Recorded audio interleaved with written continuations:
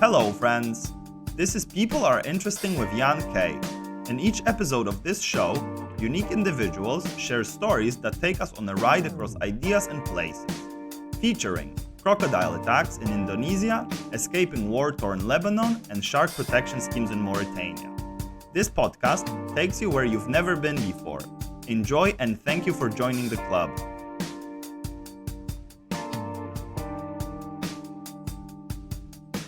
Thank you so much for being here and for accepting my invitation.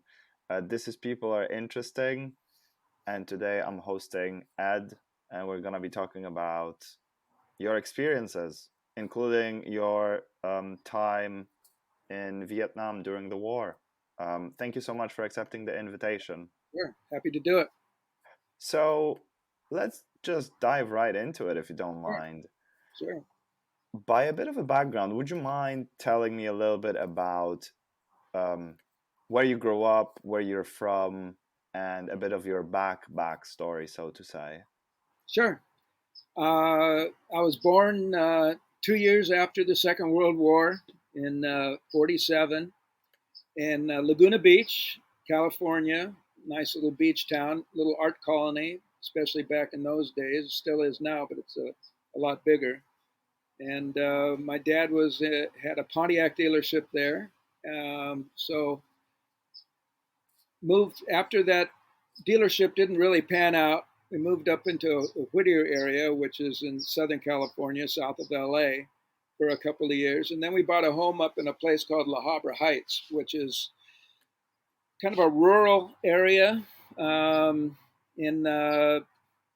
in Southern California, kind of on the border between Orange and LA counties. And we moved up there in 1955. I had a great childhood up there because we had behind my house there was acres and acres and acres of just rolling hills and scrub and quail and coyote and rabbits and stuff and places to explore. So my dog and I, and sometimes my friends and I, we would go back there and just hike around and do all kinds of crazy stuff back there. But that my childhood was more of kind of a rural setting, not necessarily in the city. And so I stayed there, started working probably around 15, 16 years old, just a couple odd jobs here and there. Went to school, graduated in 1965 from high school, and went to a year of college. And then in my second year of college, I pretty much determined that it wasn't for me. I wasn't really mature enough. I didn't have a career path. I didn't have any particular goals. Just kind of have fun and figuring out who I am. And I was a little too young. If I were to do it again, and I would always even tell people, no reason to go to college if you don't have a goal. It's very expensive. No reason to go in debt for something that you're not going to do. So find your career path, and if it needs college, then by all means go to college. Um, Colleges today are not what they were back in the day. There's too much politics and so forth in colleges, and kids come out of there a little bit confused more than when they went in. My opinion. You're going to hear a lot of my opinions, Go but for it. yeah. But so I went into my third semester, and I didn't sign up for my second half of my sophomore year in college. And it wasn't long before I got a letter from Uncle Sam saying, join our party. We need bodies. So they drafted me. At that time, the draft was taking a lot of guys my age, lots, thousands and thousands of them, and a good majority of them were going over to Vietnam. I had I There are options when you're drafted. I know people have probably heard about how kids go to Canada or they leave the country, or they fake that they're sick, or uh, shoot off a toe or whatever to avoid going to the war. But I didn't I didn't have that mentality. I didn't want to go to the war. Of course, like any other kid, I didn't want to get shot at. I didn't want to shoot anybody. But I just figured, I'll take my chances. And so I got drafted, went down to the induction center and on Broadway in Los Angeles, where they do a quick physical, and then you take a number of tests and so forth, and then they well, I went there earlier when I turned 18. I had to do that to get on the draft, to get in their books.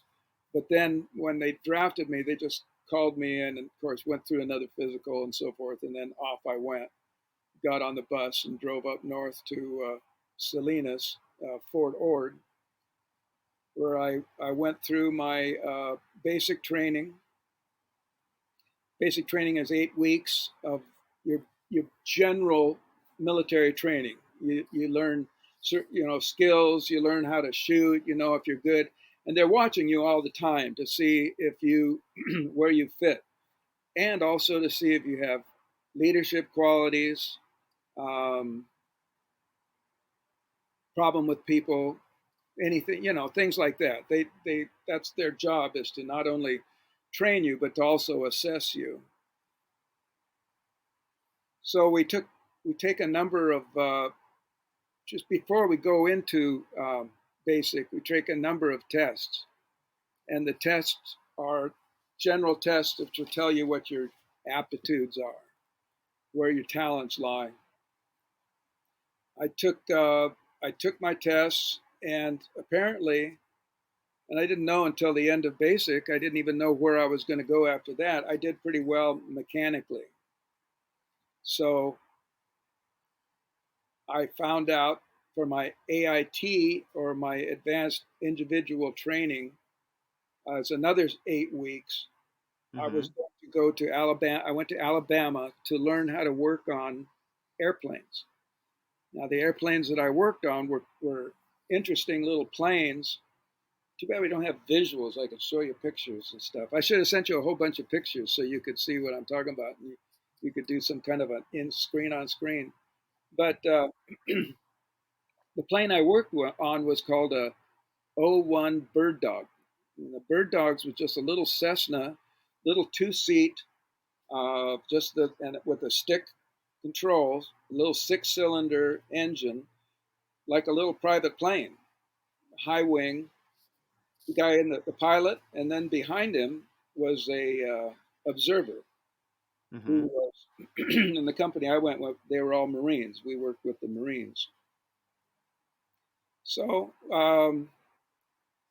I went to Alabama. I learned how to work on these little planes. Um, then I got my orders to go to Vietnam. And let me ask you a question at this point before we Sure, move to this part of the story. absolutely. What kind of mindset were you in when you were about to enlist and join the army? And generally speaking, what was the society like, the way you perceived it when you were growing up? What were some of the, let's say, defining characteristics of it for you? Well, it's a pretty broad question. As far as society was, um, society was just getting through the 50s, and was in a rather healthy place all the way around. The economy was relatively good. Um, the biggest drag on the society at the time was the war, and why we got into the war, and who was running the war, and constant getting barraged every day on TV, on the news, with how many bodies, body counts and all that. So it was turning sour. The country was turning sour. Um, and there became this kind of anti-government start mentality started coming along. And then there was a lot. There was there was say agitators, but there were those, particularly in the universities, that were causing a lot of dissent. Uh, causing dissent. You know, there was reason to dissent to have dissent against the war. Uh, Understandable, but there are two sides to that too. There was reasons for the war, but there was way to conduct the war. There was a way that it could have been easier and done sooner without the loss of a million lives of civilians and military and North Vietnamese and South Vietnamese, and we lost 58,000 guys, and so there was growing dissent and unrest and unease, and it's coming from kind of a place where we were um, happily naive. You know, the '50s was a Leave It to Beaver generation on TV. That was, a TV show that's mom and pop, the single family, with mom in the kitchen, dad, hi dear, coming home with a martini in hand, and the kids are all, kind of rambunctious, yet they all love their family and they have a good family relationship in that dynamic. And that was kind of the American dream or the American ethos. And then the war came in, and there was a shift in it was just a shift. You could just feel it in the air of change, dissatisfaction. I personally feel a lot of it was manufactured. Mm-hmm. Um, there's, I hate to go down this road, but I do believe that there's a philosophy of Marxism that can get involved in society and in the education and division, and the country divided can't stand, and this division in the country was a good thing for some, but that's a whole history lesson for somebody else. But as far as my individual uh, frame of mind at the time was, I was I was rather naive, I Mm-hmm. guess, a rather naive kid. I wasn't a college into college, and I wasn't listening to a lot of other voices, so to speak. I didn't. I just followed the news, but at 18, 19 years old, I wasn't that all that involved. But and so I was a naive, and I'm easy picking for the draft at the time. And let me ask you a couple of practical questions so I can Sure. understand what it was like to be in that time. So, for Mhm. example, let's say someone was doing a a normal job, nothing like let's say a lawyer or a doctor, which Right. I presume was very well paid back then as it is now. But let's Yeah. say someone worked as a waiter or you know um, an ordinary job. Like what was like life like for them in terms of, for example, wages and I don't know, affording a house, decent housing, being able to live well. What was the standard of life like for just normal folks back then? In your opinion, because it seems like you might understand um, Yeah. the normal experience, as you've said, you started attending college but you haven't finished it because you didn't know exactly what you would want to do with it, so Right. So yeah, in America, um, wages were were livable. They were low, but you could buy a house for like $20,000 or less. Food was really cheap and abundant. Uh, Post-war, the economy was really booming, and so people were able to buy homes. And all around the country, the homes were just popping up everywhere because everybody had jobs, pretty much. Um, so people were feeling good about their country, feeling good about having kids, feeling good about raising families. College education wasn't all that expensive. It's all tied to what the value of the dollar, and and the dollar was very valuable, and our GDP was greater than any other country in the world. Yeah. So Uh, oh, people were sorry. happy. No, generally, people were pretty happy. And from your point of view, how does it compare to what it is now? Would you say that there has been a decline, an improvement? Just to kind of like figure out if Yeah. how the society might have changed in that sense. Wow. It's a big question. Um, Fortunately, I have the advantage of the hindsight that I can see where we were and where we are. And I personally see uh, it's not even close to the same world, not even close to it.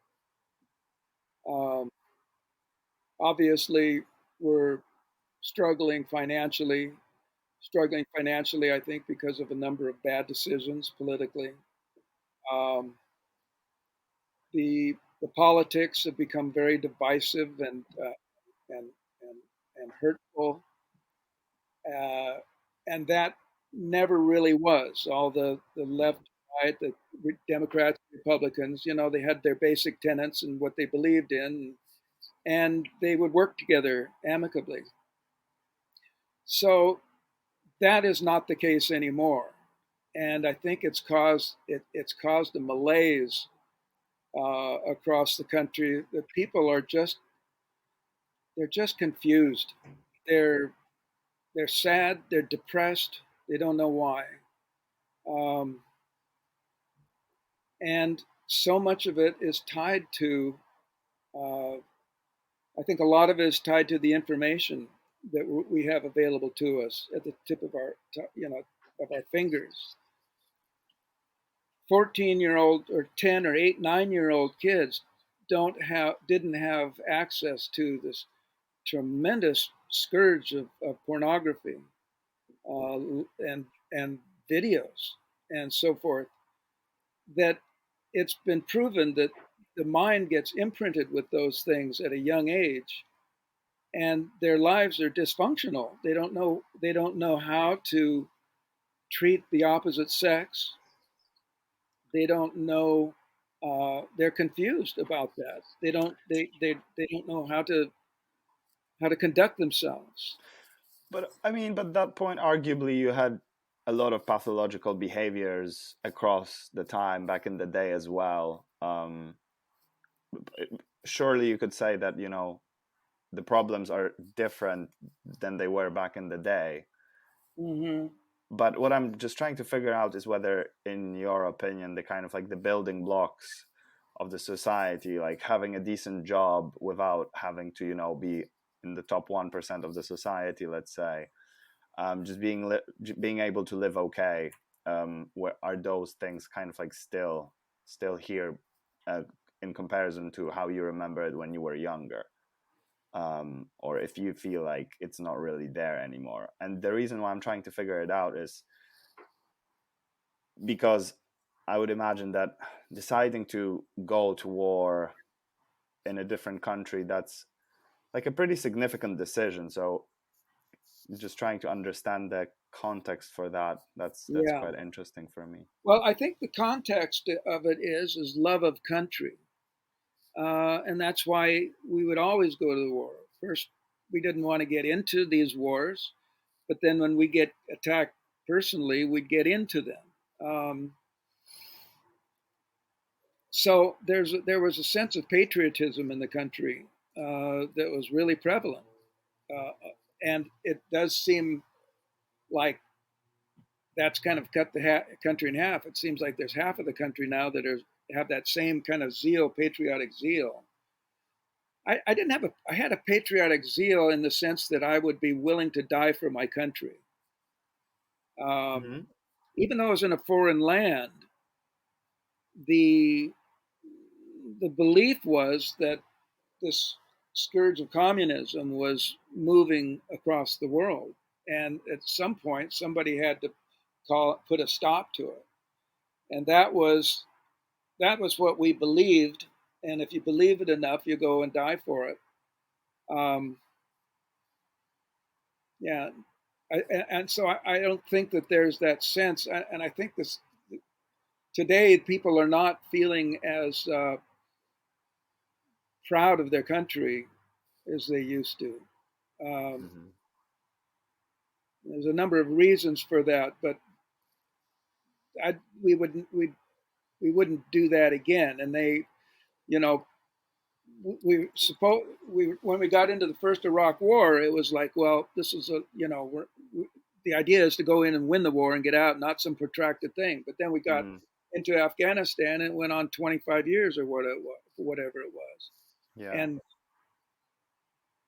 so the same idea being is that, well, we want to protect the world from from communism or Yeah. from now a new radical Islam or whatever you want to call it. Yeah. Yeah. Okay. Yeah. That makes sense. And so you go through your training, and what happens after that? Well, after the training, then you just get shipped over. You know, Okay. came home for a week. Robert Kennedy got assassinated while I was home, and then off we went the next day. And yeah, and then so if you're a grunt, they stick you right in the jungle, and you get assigned to a combat platoon or company, and off you go. With me, I they took me over, dropped me off in Cameron Bay, beautiful place, but it was probably 104 degrees with 100% humidity, and it was like a shock for this guy. I'd never been in that much heat and that much humidity. Mm-hmm. So yeah, so here I am, and then I looking around trying to figure out where I go from here, and then somebody says you're joining this company, and then we went into the to whatever company we went to, and flew us up there, and then I just started working uh, using some of the tools that I had learned, but not so much, but kind of getting a feel for military life, following orders, um, rebelling against orders, being trying to find out who I am Mm-hmm. in the midst of this circumstances, because like I say, I came from this rural situation, idyllic in a way, and now I'm in the middle of a war. And I get off the plane and I'm hearing all these booms around, and I see this hillside, mountainside, and all these sounds are coming out of the hillsides, and a lot of it was outgoing artillery. What's And so, the man, Sorry, didn't mean to uh, cut you no, off. what was it? No, no, that was it. So what's the kind of change in your perception once you found yourself in the midst of that situation? What was like your body reaction? What did you think? What was like your first couple of days? Even what kind of equipment did you have with you? Did you bring anything with you from the States, or did you get everything from the army and that's Oh what yeah, you've no, used? no, you get a number. Mine was US 567161119. You get a number, and you're basically a number. You're Army property. You're a GI or government issue. You become a property of the government and a weapon or a useful tool for them to accomplish their military goals. So for me, I was a mechanic, so I would fix the planes, And these planes would go around, they'd fly around low, and they'd spot the enemy movement, and they'd call artillery on the enemy. They'd call in airstrikes. They'd tell the Marines on the ground where they are and what's happening around them, and then they'd fly back home again. So I was, I just get into it like it's a job, and my mind was starting to kind of expand uh, beyond myself. Okay, I'm with other people that are not like me, and they're not that bad. They're pretty cool.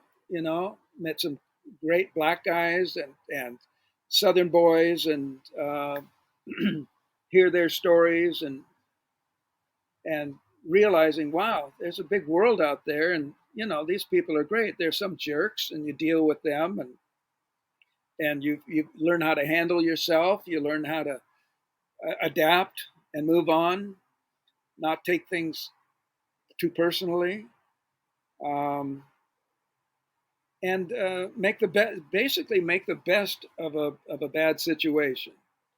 And when you can do that, and you don't get your feelings hurt, and you're not trying to change any other people or make them do something that you wouldn't want them to do, or you just want to be a good friend with people and kind of hang together, that was very, very valuable. Friendships that you make in hard situations like that are precious, and your life in war situations, especially in combat situations, your life depends on it. It's all about your buddy having your back, keeping Mm-hmm. you safe.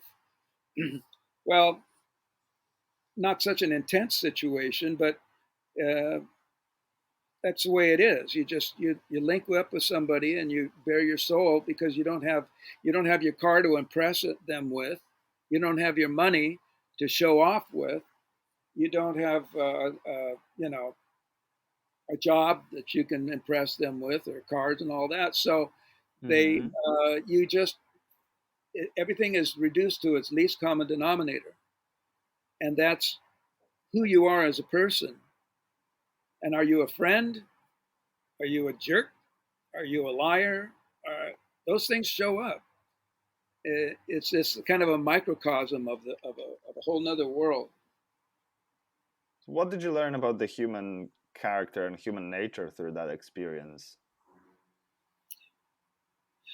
Um, I don't know how deep I could go with that. I mean, because it was we were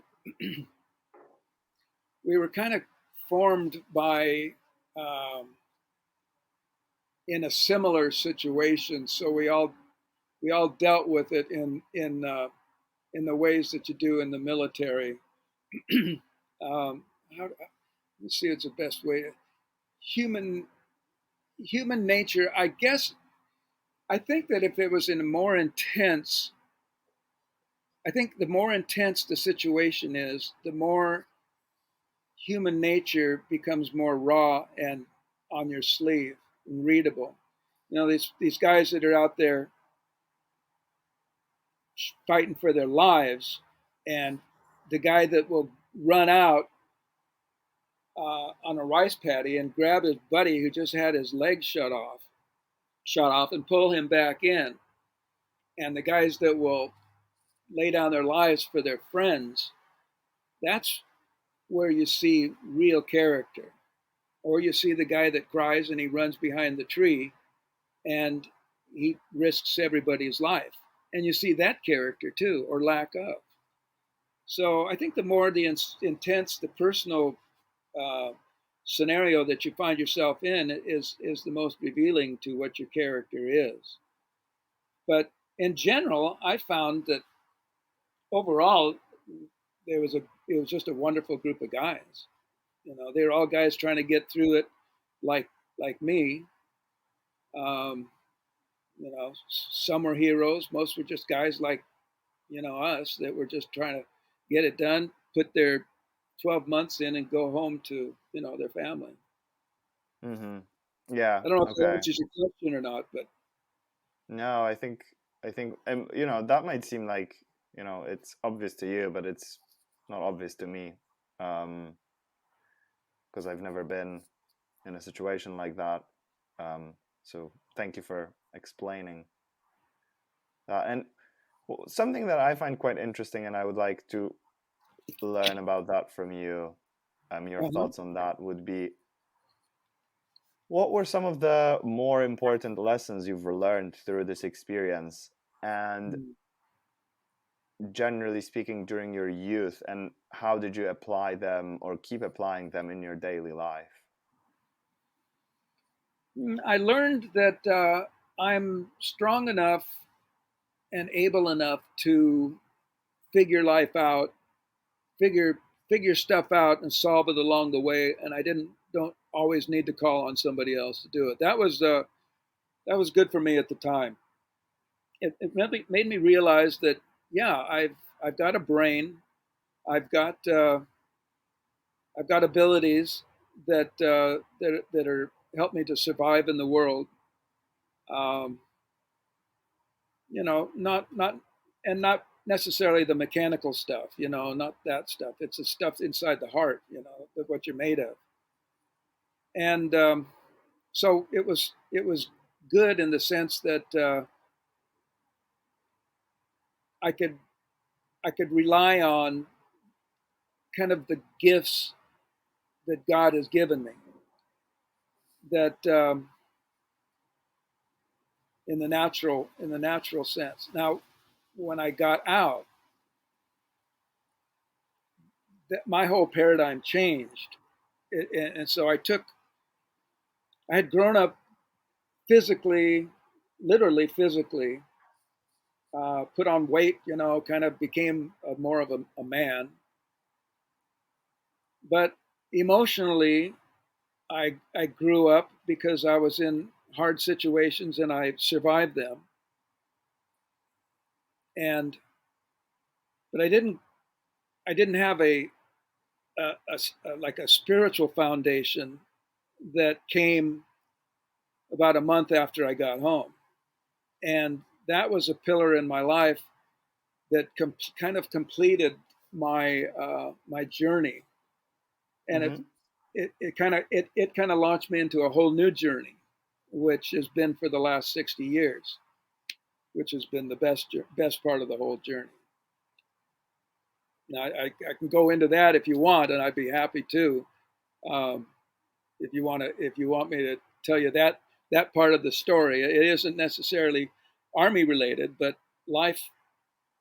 We're in a battle any way you look at it. Life is a whole series of battles that you either overcome or you get overcome by. You either win or you Mm-hmm. lose, and it depends on how you lose, whether or not it was an actual loss. Sometimes we think that we have a loss, but life is built out of a series of losses and struggles. And these struggles are positive things in our life, even though at the time they don't seem like it. But how did you handle that struggle? How did you deal with it? What character was revealed in you through the process of going through that struggle? Did you give up? Did you press on?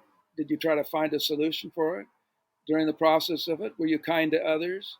Were you a benefit to somebody else, or were you a detriment to somebody else? Uh, that's when character starts to become formed in us, when we take on we take on challenges or battles that were either of our own choice, or usually they're thrust upon us, and we don't always choose to battle. Battles always just find us. Could you And give me an so, example what you mean? well, I would say, yeah, let's say it's something like a sickness comes along, or the loss of a loved one, or, well, let's make it not quite so intense. A situation that comes up at work, or in my case, it would be with a customer, because I've rarely gotten a paycheck. I've worked for myself my entire life. Um, I have a customer, and they would pick on something that I've done. Say I work really hard because I'm a wood finisher. That's my trade. As I refinish exterior doors, front doors, I make them beautiful again. So the customer looks at something I did, and they might say, "Gee, I wish it was like this," and I just put so much into it, and they're like, "I'm not going to pay you," right? Mm-hmm. So, and I've had customers, not that didn't pay me, but I've had customers. I worked in Beverly Hills quite a while in the 90s, and I had a customer there that gave me a lot of grief, and I was the best in town with what I was doing. But she just used it as an excuse not to pay me or to put off paying me. So I could either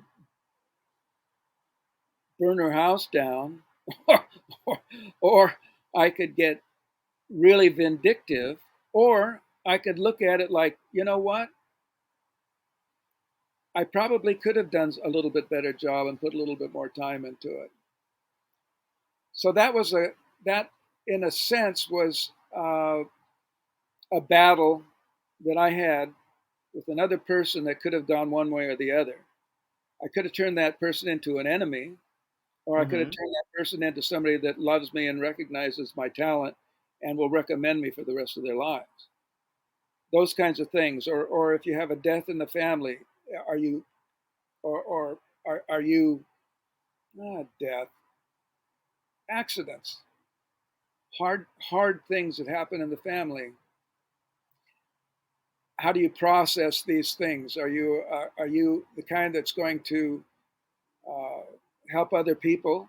Are you going to try to be, you know, are you going to be compassionate to the person and their family?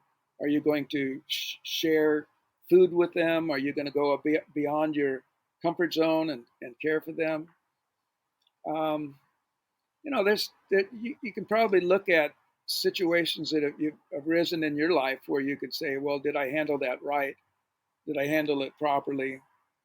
Would my, would my parents be proud of me for doing that, this, that, and the other thing? And financial hard times are really difficult. Going long periods of time without work. Are you get bitter, or do you press on, or do you keep trying to make a way and find another way? Do you use your resources? It's all kinds of life experiences that you have choices. Choices are life is a series of small incremental choices.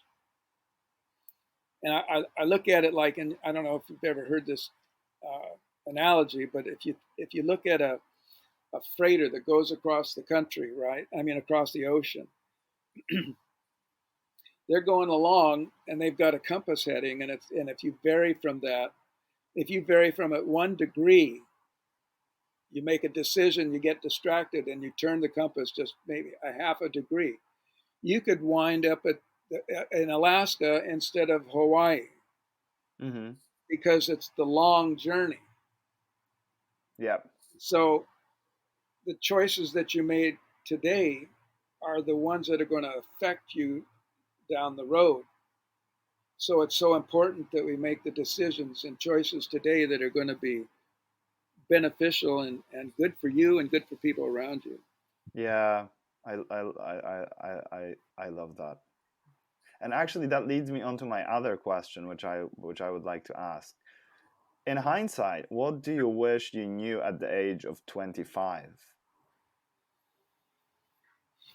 Based on all your professional and personal experiences, what do you think was the did you ever have a moment that, and it's not necessarily like a regret or a Yeah, feeling of regret or anything like that, but like something that clicked and you were like, oh wow, this is like something yeah, I right. am I'm richer as a person, as an individual, because I have this experience and this understanding now.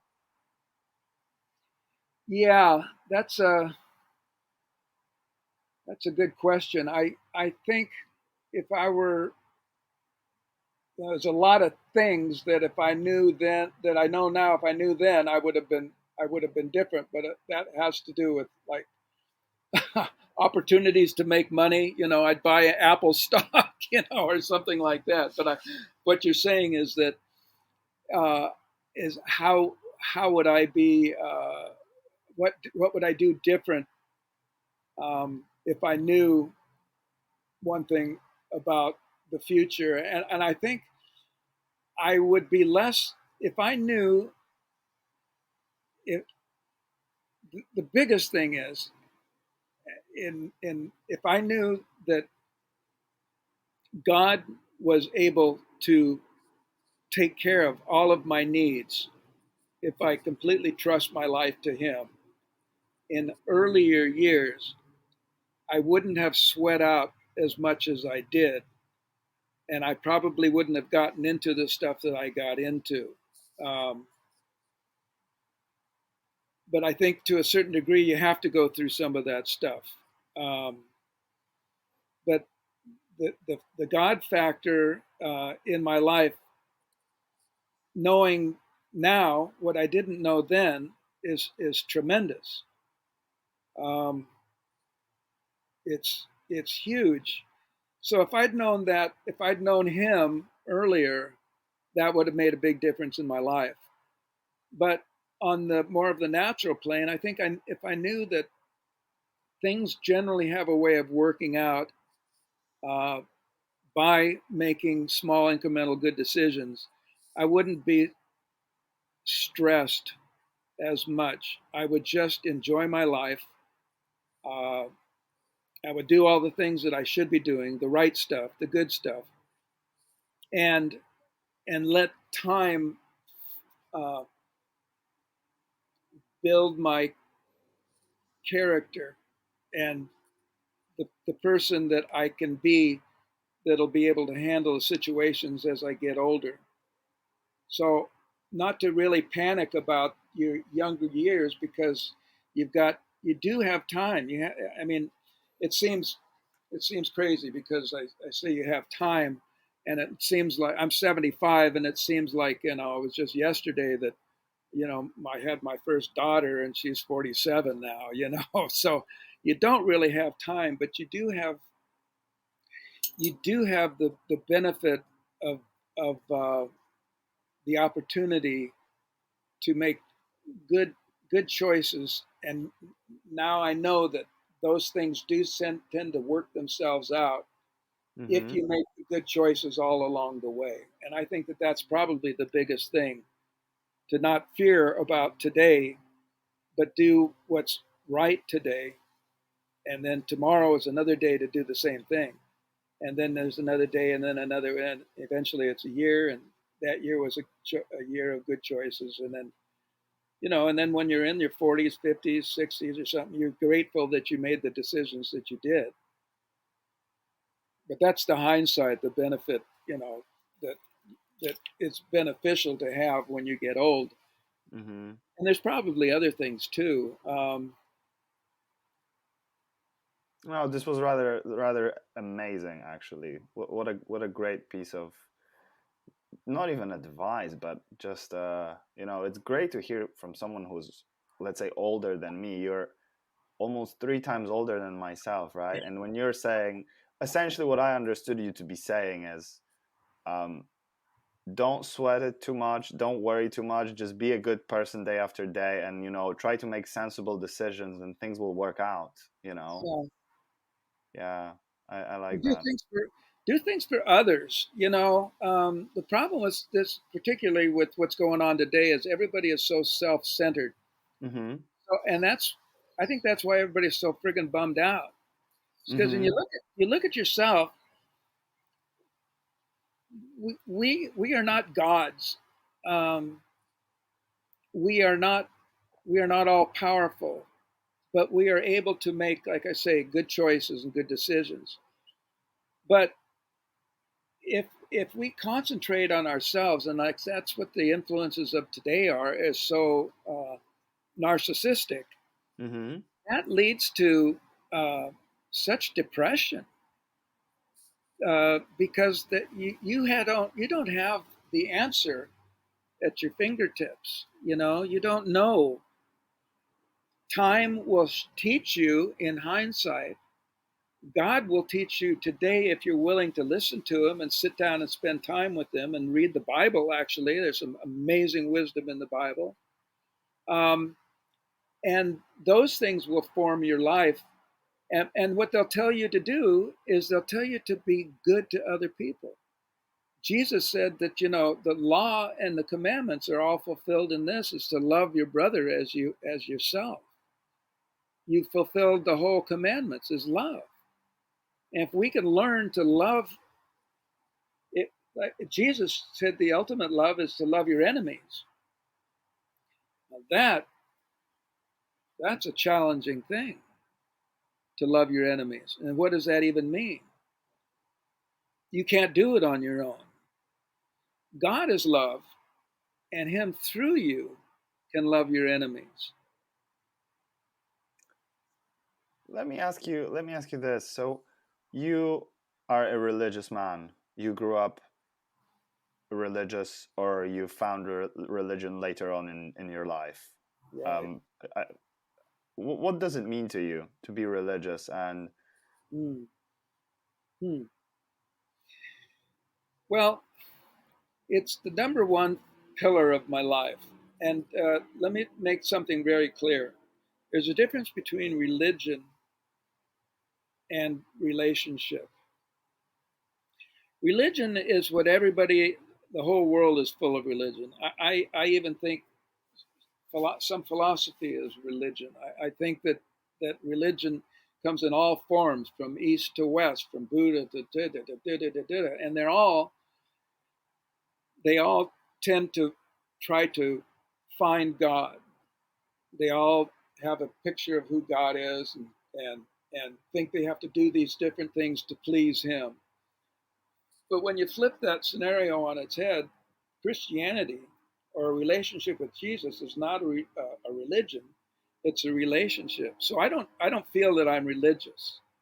In other words, I don't do a lot of religious stuff. I don't have mm-hmm, religious things in my house. I don't do religious things, but I do want to love my neighbor. I do want to share truth with my neighbor. I want to help my neighbor. And those things I can do in the power that God has given me, in my heart, by you hear the Father, Son, and Holy Spirit. We always hear the Holy Spirit. I don't want to get too far into the weeds about how it works, but when you have a relationship with God, he actually changes your heart, and he gives you the ability to love your enemy. He gives you the ability where, in the natural sense, that's not the first thing that comes to your mind. We want to get revenge. We want to mm-hmm, get even. We want to have our way. We want to get ahead. In Christianity, with Christ, it's all the opposite. It says you've got to die to live. It's a concept, and Jesus said, unless a seed fall into the ground and die, it bears no fruit. It falls on the ground and sits there and bears no fruit. But if it dies and then it gets buried, it'll bear much fruit. It has to put itself aside for other people, and that's mm-hmm, what he did on the cross.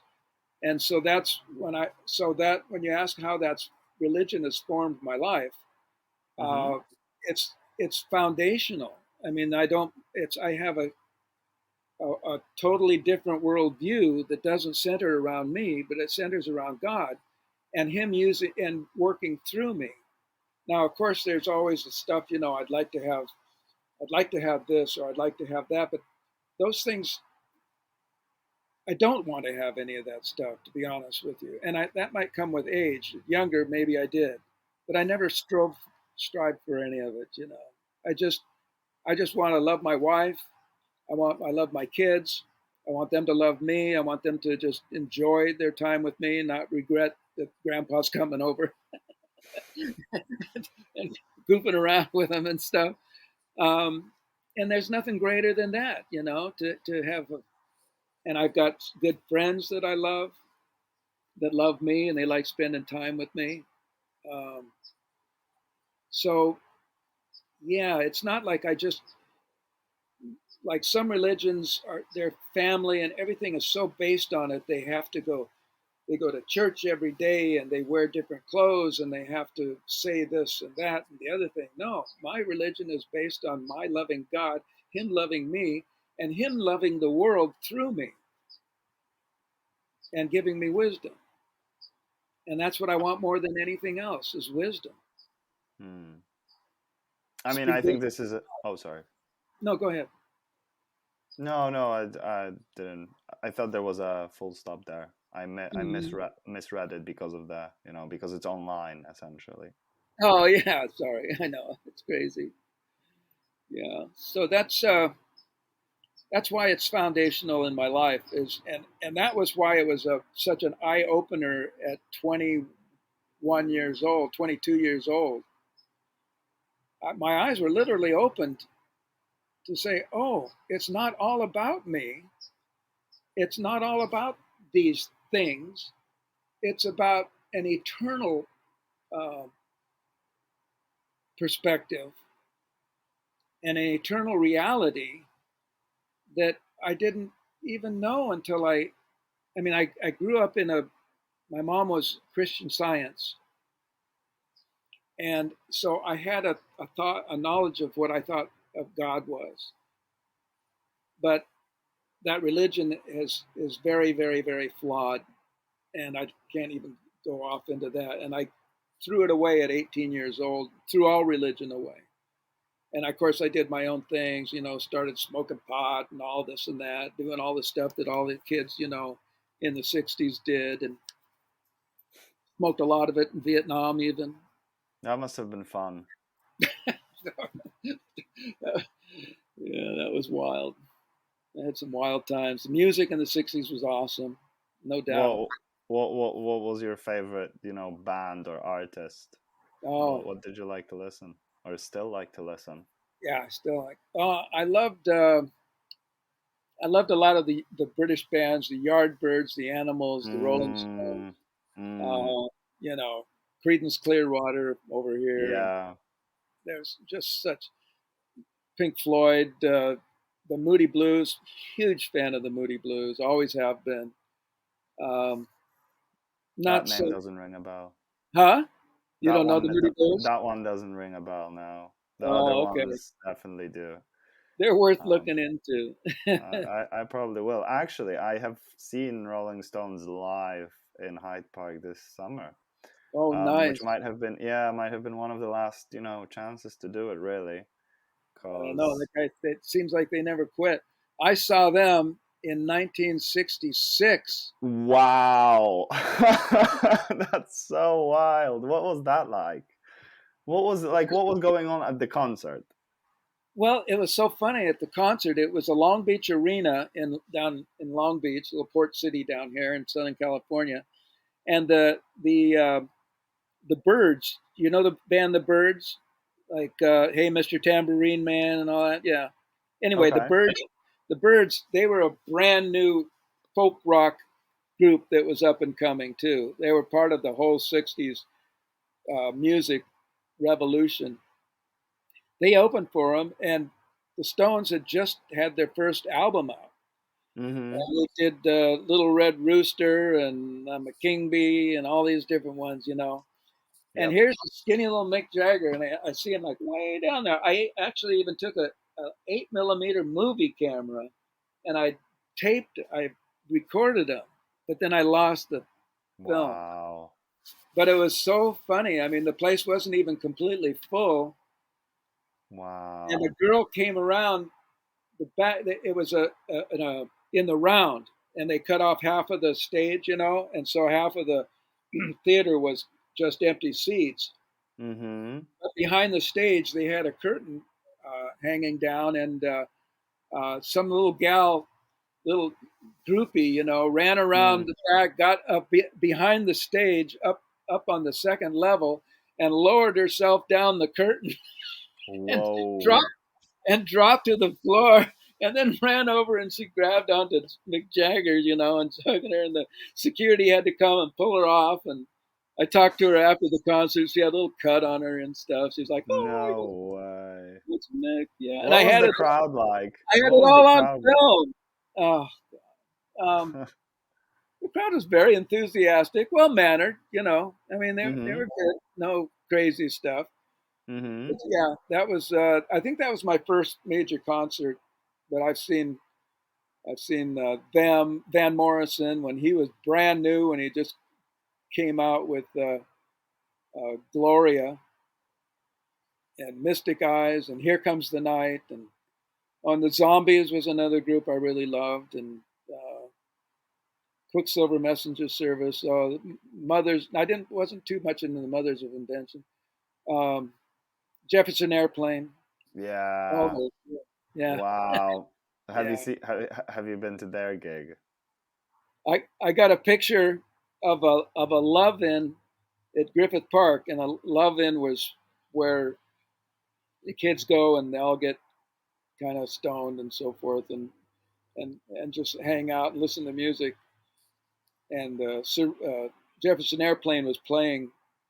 I have a picture of. They were playing outside for free. Wow. Yeah, they Oh were. my God, that's Yeah, they're up by the incredible. restrooms, and there was and David Crosby from the Byrds and Crosby, Stills and Nash was there too. But the whole band, and they were just right there playing free at a love-in at a concert. Wow. What do you think about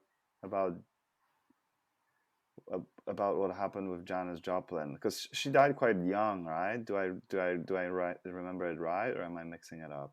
Yeah, she died very young.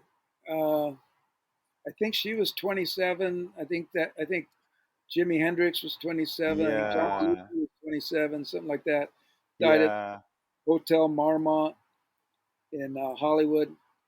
That's the problem that you get young kids, and it's the same thing with athletes and so forth. They give them too much too early. They have Mm-hmm. get too much fame and too much money, too much, adoration, and it all goes to their head, and they think that they're invincible. But these young people, they can only take so much drugs, and she was drinking her Southern Comfort and dropping acid, and just thinking that life would go on forever. And unfortunately for her, it didn't. Yeah. Yeah, Yeah. she was something. I I really love her music.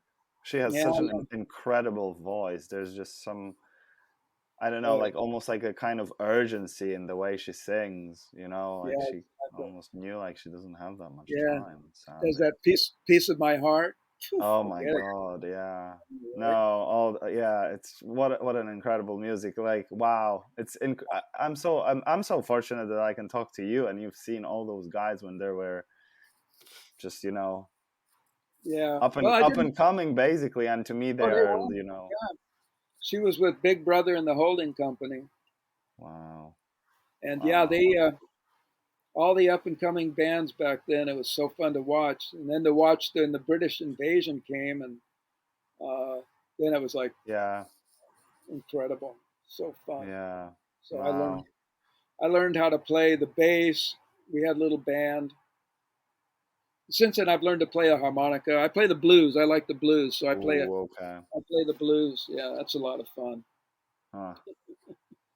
That's amazing. Well, I mean, that was an incredible conversation. I'm so happy this has been recorded. Um, Oh, great. Yeah, I've enjoyed it too. yeah, Emotional. no, it was and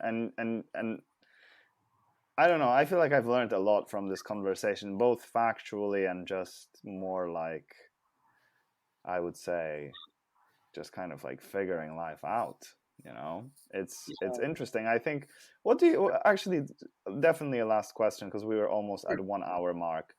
Yeah, What do you think, because I feel like there is this disconnection between the older generation and the younger generation. What How do you think you bridge that gap? Because like I think that was pretty cool how we, you know, how we like started talking about the music and like there we like a lot of the same music, and you know, uh, what kind of, for example, questions do young people can ask older folks and just, you know, well, try to That's easy. People people generally like talking about themselves, Mm. um,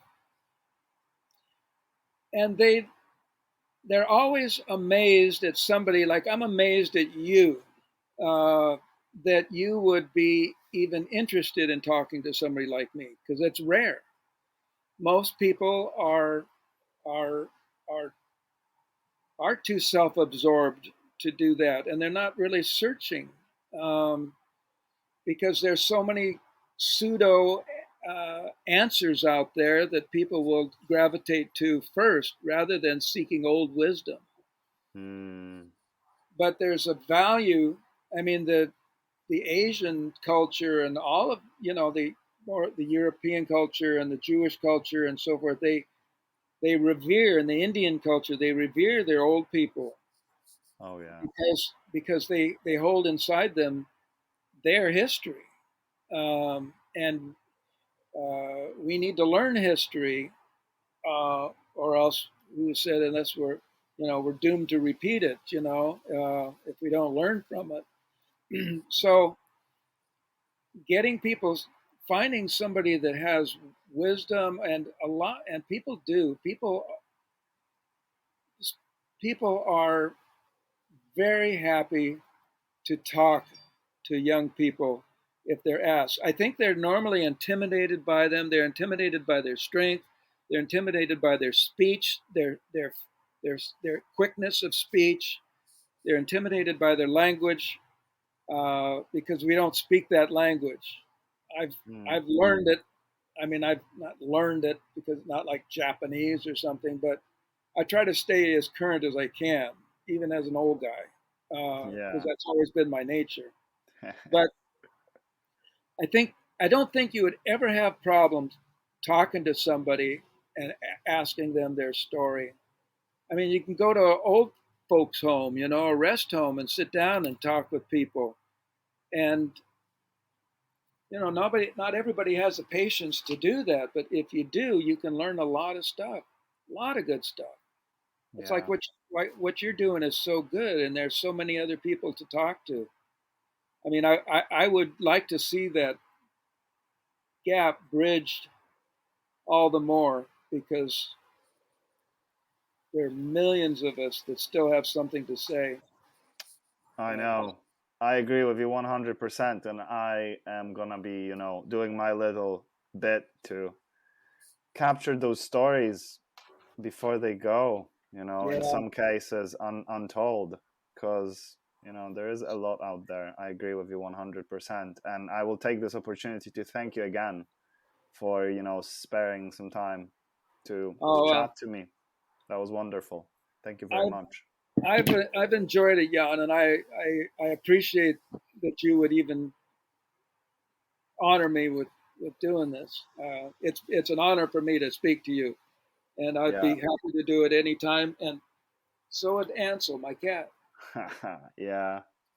Maybe you should explain the story of the name of your cat, because we've talked before when it was unrecorded. Ansel, named after Ansel Adams, the photographer who took these fabulous black and white photos of the Pacific Northwest and the Eastern Sierras, in California, and a lot of different places. Beautiful, beautiful black and white pictures, particularly of Half Dome and El Capitan in the Yosemite Valley. Just incredible. So his photographs are known for being black and white. So I named Ansel after him, Ansel Adams, the photographer. Yeah, and to the folks who will just listen to it, you've guessed it, the cat is black and white. He's, he's black and white, and I love him. Yeah, good stuff. Good stuff. Thank you Yeah. very much. Enjoy the rest of your Sunday. All right, you too, my friend. Keep in Well, touch we anytime. will, yeah, we will be in touch. Exactly. Sounds Okay. good. All right, buddy. Until then, bye. Bye now.